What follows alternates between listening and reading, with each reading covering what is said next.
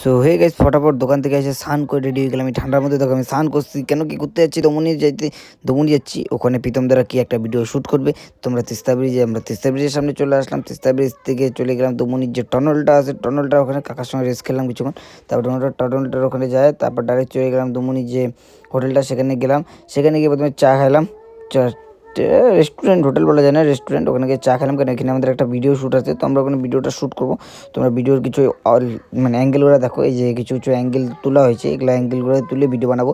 তো তোমরা ভিডিওটা দেখো, আমরা ভিডিওটা এডিটিং করবো, তারপর তোমাদেরকে দেখাবো। তারপর বাড়ির দিকে রওনা দিলাম। বাড়ির দিকে রওনা দিয়ে আমরা রাস্তার দিকে আস্তে আস্তে রান্নার দিকে চলে আসলাম। আর রাত্রেবেলা তিস্তা ব্রিজ কেমন লাগে তোমরা দেখো আগে। তিস্তা ব্রিজটা রাত্রেবেলা খুবই সুন্দর লাগে, দেখতে পাচ্ছ রাত্রেবেলা তিস্তা ব্রিজ খুব সুন্দর লাগতো। তারপর চলে আসলাম বাড়ির আশেপাশে যে ভিডিওটা বানালাম, এডিটিং করলাম, প্রীতম দ্বারা এডিটিং করলো। তো ভিডিওটা কেমন হয়েছে তোমরা দেখো, আর ভিডিওটা লাইক করো আমাদের, ভিডিওটা ভালো লাগলে।